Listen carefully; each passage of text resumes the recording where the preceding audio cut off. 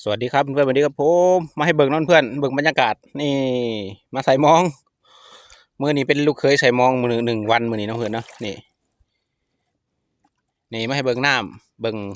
สภาพน้ำท่วมบ้านเฮาเนาะบ้านเราหนานเมืองจำพรแขวงสะวรรณเขตน้องเพื่อนพี่นี่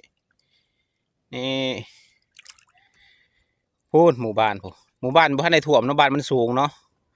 บ้านมันตั้งอยู่ในนูนเนาะเพื่อนเนาะนี่ทงไห้ทงนาท่วมหมดแล้วนี่มื้อนี้ก็มาใส่มองผู้เดียวเพื่อนนี่มาคนเดียวมองเต็มมองกระสอบหนึ่งผู้ดีนี่พ่อได้ใส่เฮาก็มาหอดน้องเพื่อนเนาะก็อยู่บ่ไกลดอกจากบ้านเลี้ยวก็เห็นพุ่นบ้านเดี๋ยวถ่ายคลิปถ่ายวิดีโอให้เพื่อนๆเบิ่งก่อนเนาะยานโทรศัพท์ตกน้ำ นี่หมู่บ้านเนาะเพื่อนปูนหมู่บ้านออกมาไกลเติบเลยนี่แหละนี่ให้เบิ่งน้ำกำลังบกมันบกแล้วเนาะเพื่อนเนาะได้ประมาณ10 เซนนี่แหละ10 เซน20 เซนเลยเนาะแต่เช้ามานี่เนาะนี่ท่วมที่หัวปีขนาดปีนี้ฝนบ่ปานใดแต่ว่าน้ำเขื่อนเขาเจ้าอันนี้เขาเจ้าว่าน้ำเขื่อนเนาะน้ำเขื่อนเขาเจ้าปล่อยเขื่อนมันก็เลยมาท่วมน้ำเพื่อนเนาะนี่มาคนเดียวน้ำเลิกกระดาน ไม่พายจนลิฟต์ไม่พายบ่ถึงท่วมหัวมิดเลยแล้วเนาะ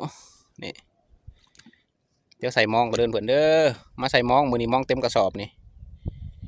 โอเคนอนเพื่อนไปเจอกันคลิปหน้าครับผมคลิปนี้สวัสดีครับ